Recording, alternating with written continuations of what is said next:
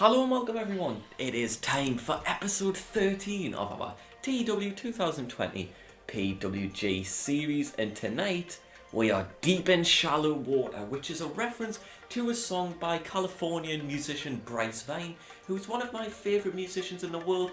He recently just released a very good song, which I'm a big fan of. I'd imagine there's probably going to be someone watching this video who is also a very big fan of this song if you hear it, so who knows. But the song itself is called Care at All, a fantastic song from Mr. Vine.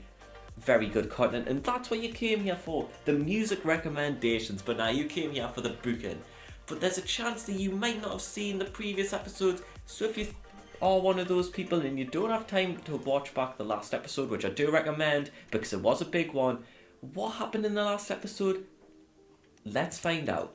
We held the finals of BOLA, which saw Fred Yehai, John Gresham, Bandido, Minoru Suzuki, Chris Dickinson and Brody King advance to semi-finals. John Gresham then beat our world's champion Bandido, Minoru Suzuki beat Chris Dickinson, and Brody King beat Fred Yehai, and in the final, Brody King beat both John Gresham and Minoru Suzuki to win the tournament, with Minoru Suzuki unfortunately not becoming the oldest PWG BOLA winner, and Jonathan Gresham not becoming the two-time BOLA winner.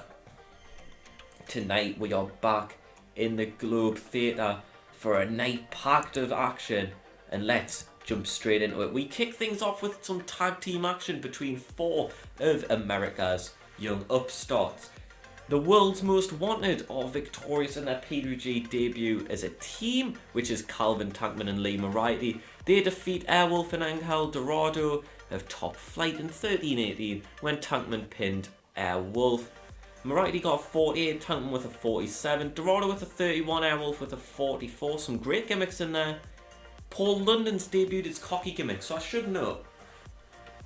We have zero popularity anywhere across the world except for America. The issue with that is, I want to do what PWG did in the mid-2000s and go on a European vacation tour.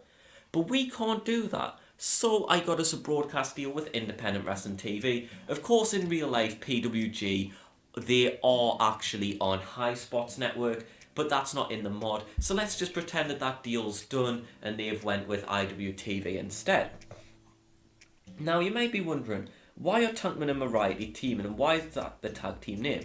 Well, they're actually a team in GCW in this game, but for some reason they don't work well as a team. So GCW teamed them together, it didn't work, they then continued teaming them. I've then went, hang on, that looks like a pretty good team, and started teaming them. So that's a fucking issue, isn't it? If that happened in real life, PWG would look like right weirdos.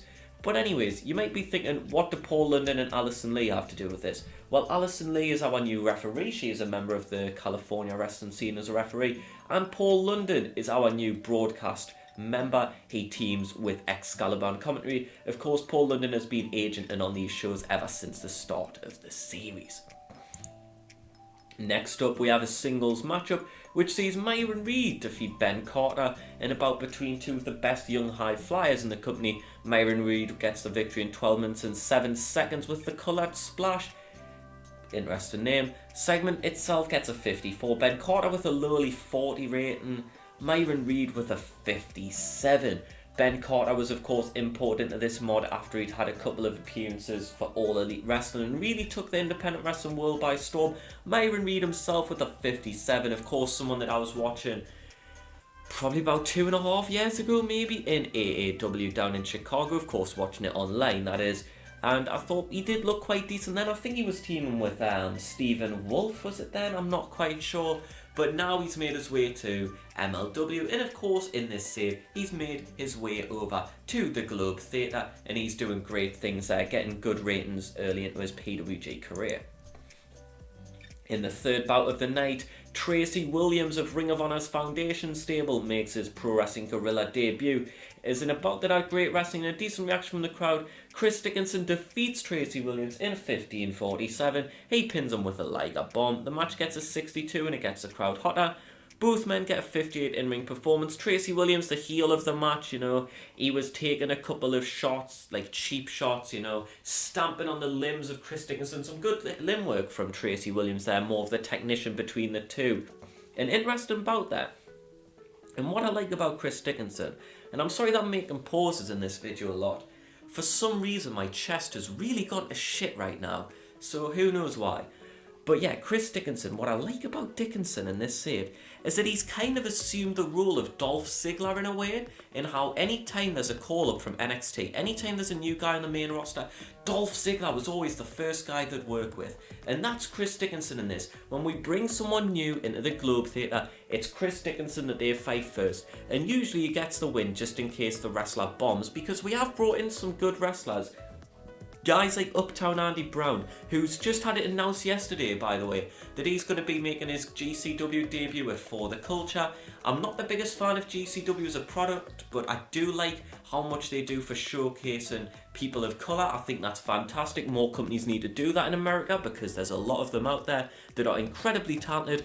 Uptown Andy Brown's one of them. We brought him into this save with Danny Limelight. Unfortunately, it didn't work out, but hopefully Uptown Andy Brown has a great time working in GCW because he is a fantastic talent. Next up, we have a huge 6-man tag team bout, when a bout that had superb wrestling and a decent reaction from the crowd. Dragon Lee, Flamita and Laredo Kid, they represent the nation of Mexico, as they defeat Australia's team of Jude London and Paris De Silva, who are of course the Velocities, your current PWA tag team champions, in real life. They team with former WWE star Buddy Murphy, who is of course Matt Silva on the independent scene. That match goes 15 minutes and 20 seconds and ends when Dragon Lee pins Matt Silva with an Operation Dragon. Matt Silva was almost the worst competitor of the match, despite having by far the most popularity. Dragon Lee got 87 despite cracking his sternum. Take about Dragon Lee. Is this man going to win BOLA next year? Is this man arguably the dark horse of the company? Because he's how I view Zack Sabre Jr. in late 2010s Progress. A guy who wasn't there a lot, so as a result, he'd only ever really make it to the semi-finals of their Super Strong Style 16 tournament. But he'd always turn up and put in a shift. But because they couldn't guarantee that he'd be there a lot because of his work with Pro Wrestling Noah at the time, you knew that he wasn't going to get a great push, and he was also in PWG a lot and companies like Evolve. Is Dragon Lee our Zack Sabre Jr.? He's getting incredible ratings. He's got to be the best wrestler we have when it comes to ratings. Next up, we get ourselves a 70 where in a bout that had superb wrestling and a decent reaction from the crowd. Alexander Hammerstone of MLW's Dynasty faction makes his in-ring debut for PWG. He goes just under 20 minutes against the wrestling genius Chris Hero, whose podcast I still need to listen to. He's released a podcast in the last few months, and apparently it's very good. I believe it's with Conrad Thompson. If anyone's listened to that podcast, can you let me know what your opinion is of it? Because if it is as good as it seems, because it's a Chris Hero podcast, it should be good, although it is with Conrad Thompson, and I am a bit wary of Conrad Thompson. I know that he's not quite the best, but if Chris Hero can keep him in line, I'd imagine it's good. So if anyone is a fan of it, do let me know down below so I can have a look at it and see whether it's worth checking out. But yeah, as I was saying, Chris Hero gets the victory in 19 minutes and 40 seconds. He pins Alexander Hammerstone with the Hangman's Clutch Facebuster in a match that gets a 70. Hammerstone's rating is a 53, Hero's is a very impressive 72 there from the veteran.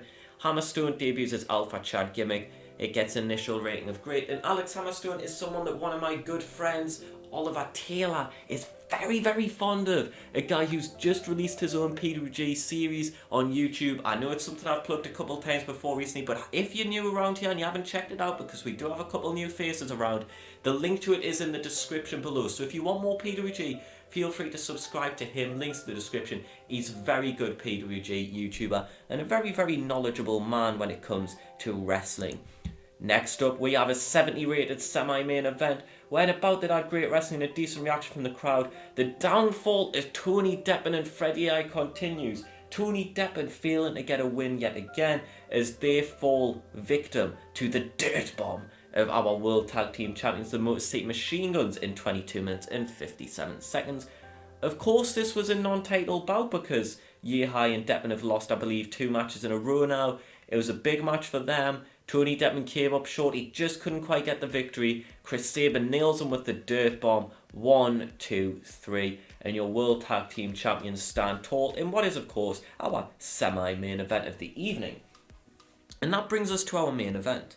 Now, of course, if you watched the last episode, you will know that Brody King won our Battle of Los Angeles tournament. Tonight, he steps in the ring with the longest reigning World Heavyweight Champion in PWG history, which is, of course, the Bandit, Bandido, a man who has held the championship for over 600 days. Of course, COVID has played its part, but he's defeated some very good men to retain that championship, such as Chris Hero and Jonathan Gresham. He also defeated NXT's Desmond Xavier.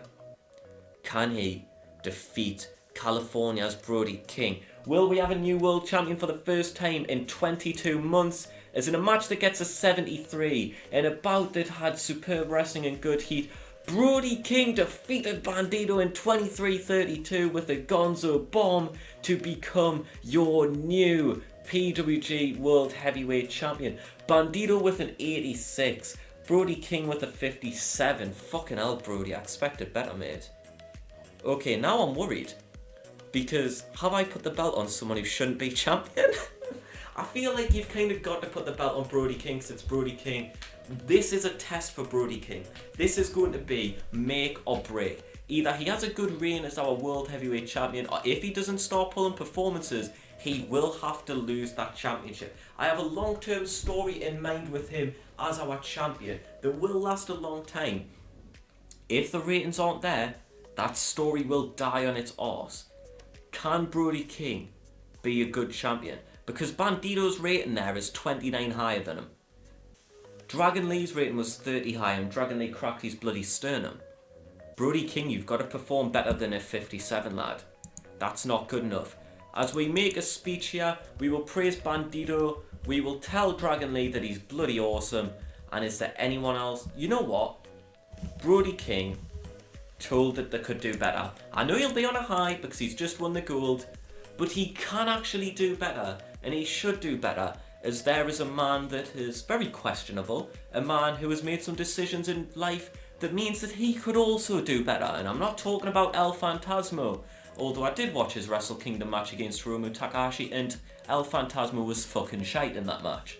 I felt bad for Hiromu Takahashi, because he's on a roll of momentum, and then he was just against ELP, and ELP just kept dancing around the ring, jumping about, slamming his arms around. It was really weird.